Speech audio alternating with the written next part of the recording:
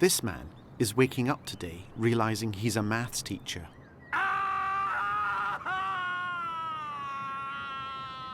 It's dawned on this woman that she designs bacon packaging.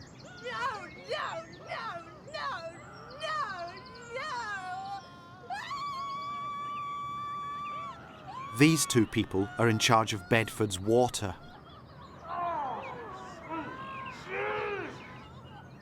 For this man, knowing that he delivers ice to fishmongers produces unendurable agony. Every day is a waking hell for the tour manager of Bewitched. Bloody! While the members of Bewitched are aware of their own precarious existence. As is TUC leader John Monks, Bastards! and the staff of Halfords, Damon Hill, Sylvester McCoy, people who clean pubs in the morning.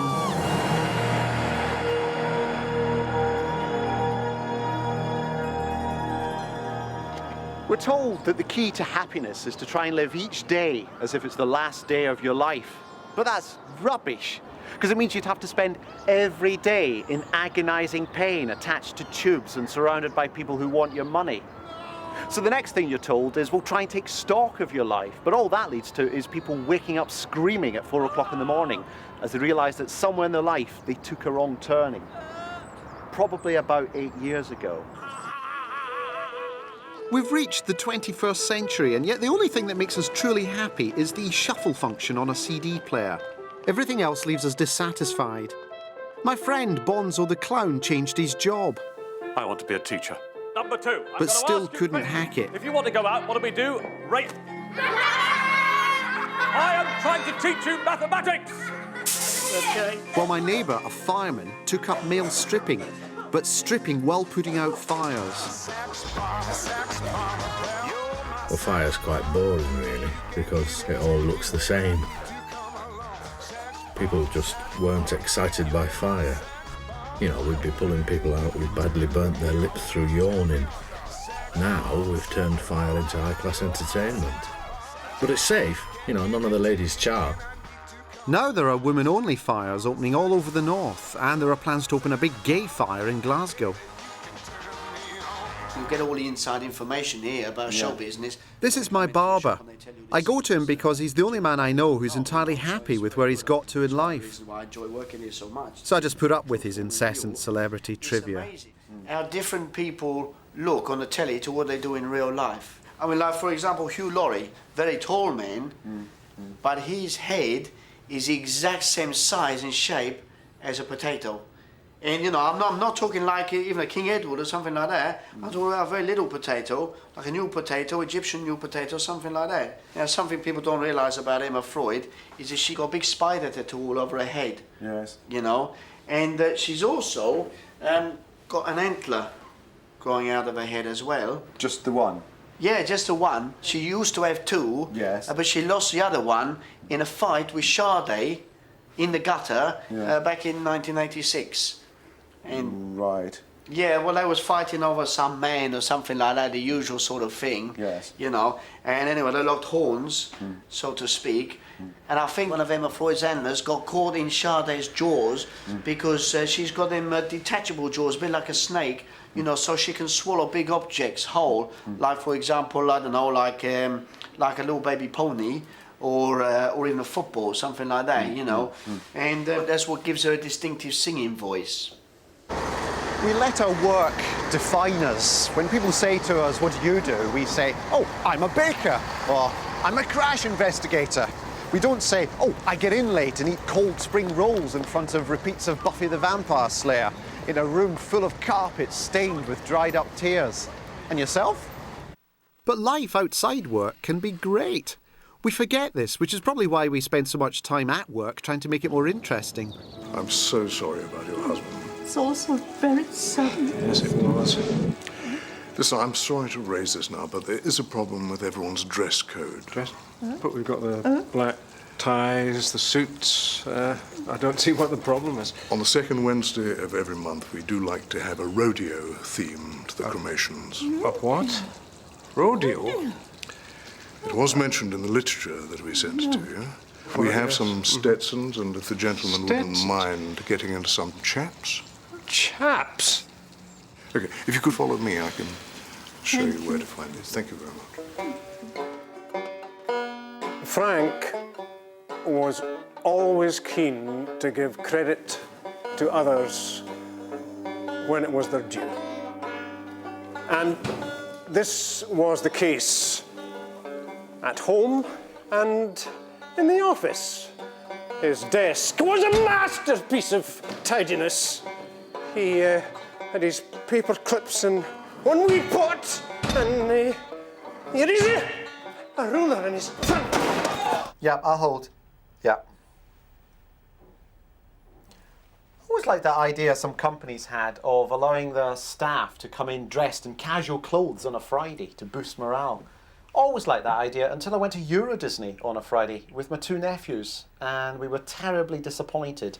I mean, here's us being greeted by Mickey Mouse, and there we are complaining to Goofy.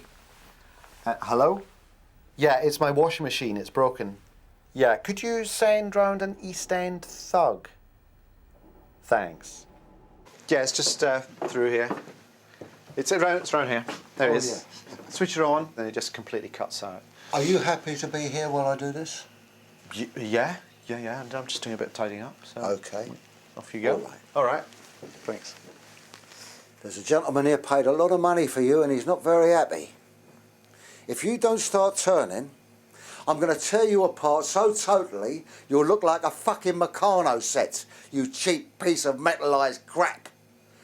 I'm going to Stanley your belt, that's what I'm going to do. If you don't rotate, you're going to end up in a laundrette in an old folks' home, mopping up shitty pants and sheets. Is that what you want? I'm going to tear every nut and bolt and piece of wire out of your cheap, nasty guts, and then I'm going to shove them down your powder tray like bits of old banana. And when I come round tomorrow, I'm going to bring a pair of trousers that says dry clean only, and you're going to wash them.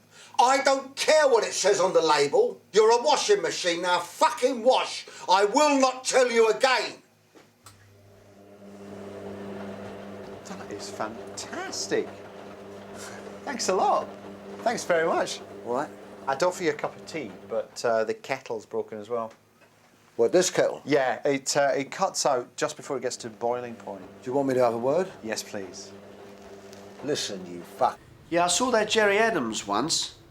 You know Jerry Adams? Yeah, Jerry Adams. Jerry Adams, yeah. He burst into my room in the middle of the night, shouting, "We've come for your father," which made me laugh a bit because my dad's dead, so it made me chuckle a little bit. But anyway, I got a good look at him when he was in there, and in real life, he's the exact double of Moira Stewart.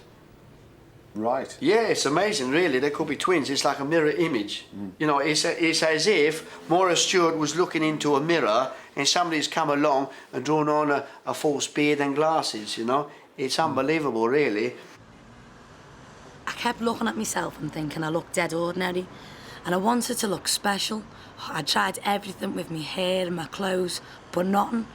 So I decided to go ahead and have one of Jude Law's hands stitched to my arm.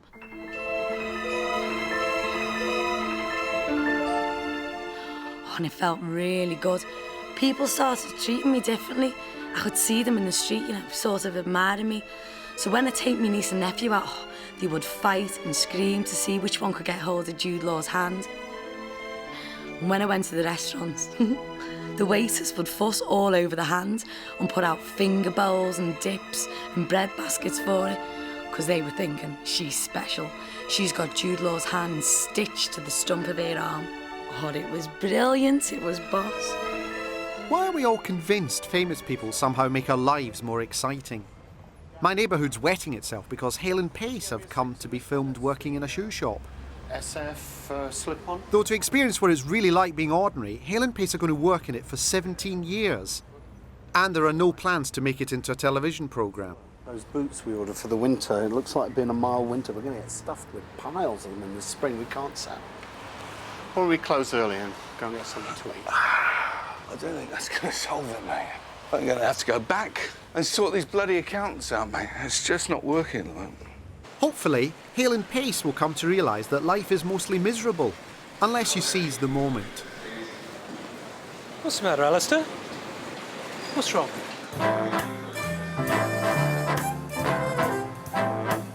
Right.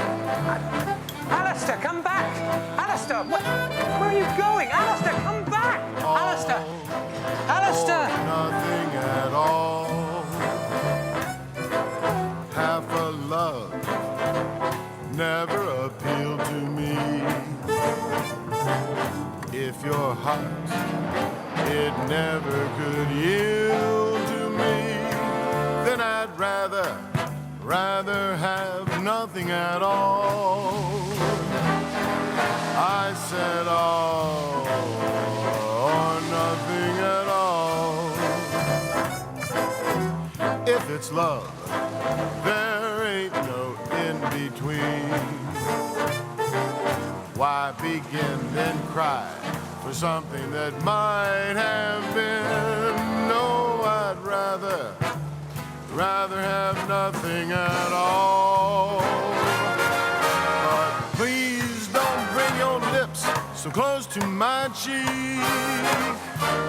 Don't you smile or I'll be lost beyond recall. The kiss in your eyes, the touch of your hand makes me weak, and my heart may grow very dizzy and fall. And if I fell under the spell of your call, I would be caught down in the undertow.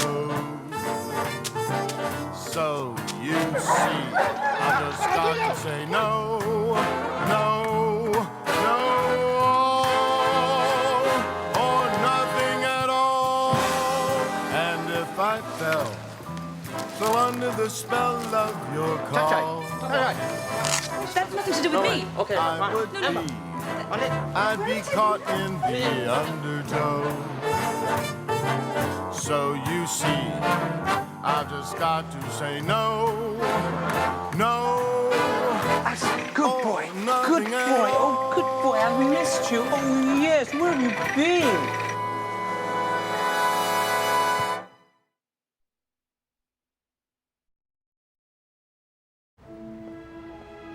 How do I think people think about me? People probably hate me. I run Bedford's Water. Work in this fantastically plush head office. Morning. Get paid £340,000 a year. I suppose that makes me a big fat cat utility scumboy. Quite honestly, I think I deserve every penny I get. Hello, Bedford Water. I'm the one who has to get the water to every tap in Bedford, safely and on time. Right. And that is a terrifying responsibility. Slight discoloration in the water. Whereabouts? Because I'm the only one who works here. No problem. Bye.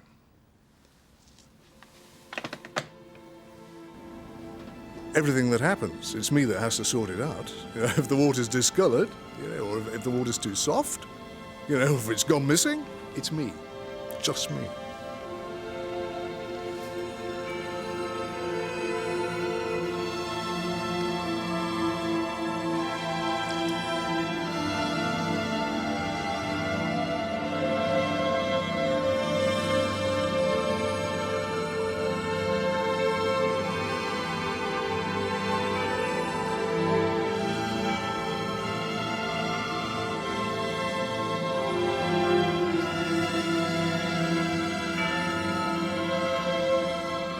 This morning I checked the Cherry Street filters for salt deposits. I have to do something like that maybe 3 or 4 times a week.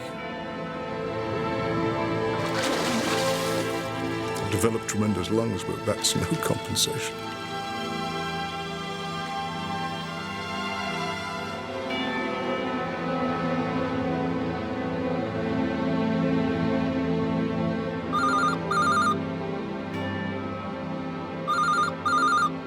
I deserve my money. Sod the lot of you. Sod Bedford. Hello, Hugh. I was thinking how the fast pace of change can sometimes make us feel a little bit left behind. Do you ever find that, being old? So, Hugh, what's your earliest vivid memory? There used to be air raids, and we'd all hide in the air raid shelter. And we watched the television. And we always watched Don't Forget Your Toothbrush with Chris Evans. Do you want to go? Where do you want to go? Bali? Where do you don't want to go? Burnley. He was very good. He disappeared up his own arse. I'm sure Chris Evans would agree that it's the over-proliferation of hype in modern society that's made us lose the true sense of the value of things. Ah, here we are. I mean, look at this. For example, last week I had a shower unit installed in my bathroom, and this is what it said in the packaging. It says that the shower comes in 3 exciting spray patterns. Now, what's exciting about a spray pattern? It's just water dropping. If the water arced out in the shape of Jehovah's face, that would be exciting. Actually, after I installed my new shower, I switched it on, and for once the marketing hype was true. I thought 2 of the shower patterns were tedious, not much more exciting than sporadic dripping. But with the third one, the water does actually arc out in the shape of Jehovah's face. So in the end, the £19.50 I paid on top of the standard model was worth it, even though it does mean I will always have pilgrims in my shower. Hello. Hello. How are you? All right, I'm just going to have a shower. All right? Okay. Okay. Hello. Hello. Hello. You seen Jehovah? Yes. Yeah. It's so easy to be seduced by religion or fame. They help us forget the horrid hell of trying to survive each day. In the first place, you arsehole! Just get clocks off my back, will you? Just get them off my back! Now, for me, the only time I ever came close to having a genuinely profound religious experience was when I was standing right outside my local supermarket. It was next to the trolleys that my life changed profoundly. There was an enormous flight simulator run by a mysterious man. The mysterious man said it was the most sickening ride in Britain. It was a very good simulation of a standard commercial flight taking off. But then 3 minutes in, an amazing thing happened. Ladies and gentlemen, I'm sorry to tell you we've lost control of this aircraft. Our engines have caught fire and we're now falling through the air at a speed of 500 miles per hour. There's very little chance that any of us will survive the impact. I'm sorry.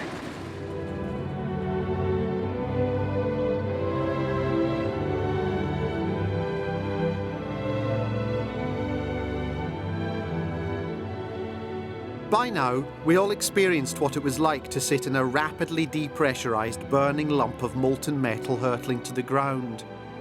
We used these last remaining minutes to evaluate our lives and think of the things we always wanted to do. This man decided to start up his own garden design business, using nearby serviettes to sketch a business plan. This woman had always wanted to lose half a stone and started eating lots of salad. Suddenly, I was hit by a startling revelation that up to half of my life had been completely pointless. I thought of the 14 months I wasted going down Anderson Street before I discovered the shortcut down Withney Grove. Or the weekend I tried taking up kiting on an inappropriately elevated common. I totted up all those moments I spent pointing at hot air balloons on summer days, standing in front of the video while it rewound, or looking at my own suntan. I considered the time I spent looking for restaurants open after 9 p.m. in small towns. I added in that day I got lost and ended up walking a 9-mile tetrahedron around Dumfries. I thought about the time spent looking at rabbits in a large municipal zoo, or those moments when I stop everything because I think I'm going to sneeze, but then don't sneeze. Adding it all up, I concluded that 44% of my life had been an utter waste of time. The ride stopped 10 seconds before impact. We were all changed utterly. This man spent all his money on a yacht, which he then gave to the poor. This boy was traumatised forever. I decided to pack more into my life by doing everything quicker, since I now knew that with life you seldom get second chances.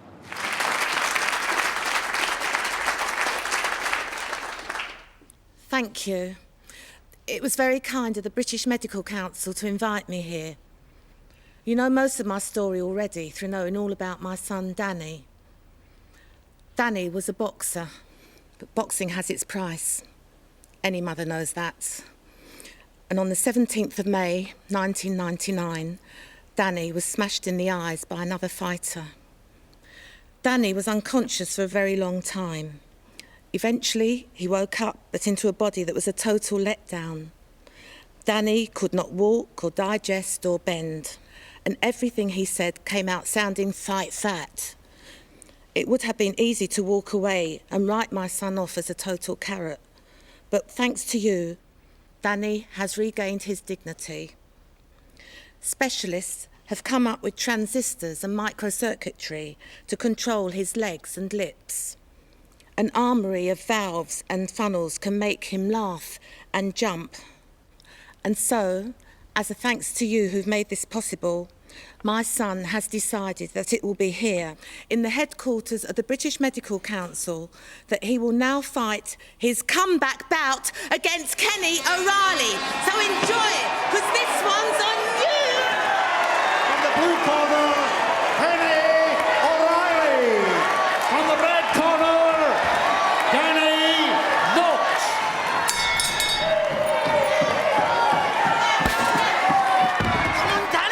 Come on, Danny! We'll be back, O'Reilly! And next time, we're gonna tear your face off! Perhaps the mysterious man who ran the flight simulator discovered what lies at the heart of life.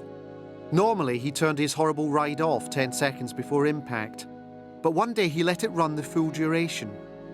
We'll never know what he found because he immediately disappeared. 3 weeks later, wreckage from his flight simulator was found strewn over a 10-mile radius in the woods, and his body was stuck up a tree with a note in his hand saying this wasn't meant to happen. It is heaven. Here the dead are at rest, and there are unalloyed joys in abundance. But morale was low in heaven, so the dead decided to have a meeting and took their grievance to God. They told God that their happiness in heaven was so fantastic, they actually felt quite guilty, and this guilt was spoiling their happiness. And God said, "Well, there you go." To which one of the dead exclaimed, "That's brilliant. God's really annoying." And then the rest of them said, "Oh, I see what you mean. Because God's response was pathetic, life here's no longer perfect, so now we needn't feel guilty. Hosanna, we're happy again. Let's thank God with a dance."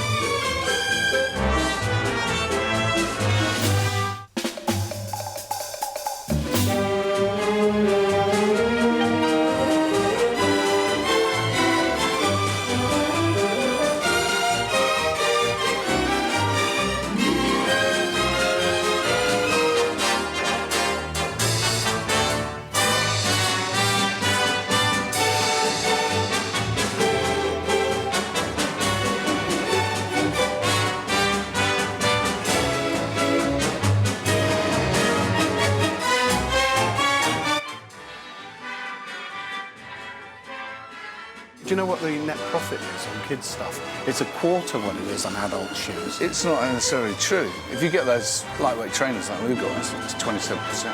Yeah, but how many kids buy lightweight trainers in the winter?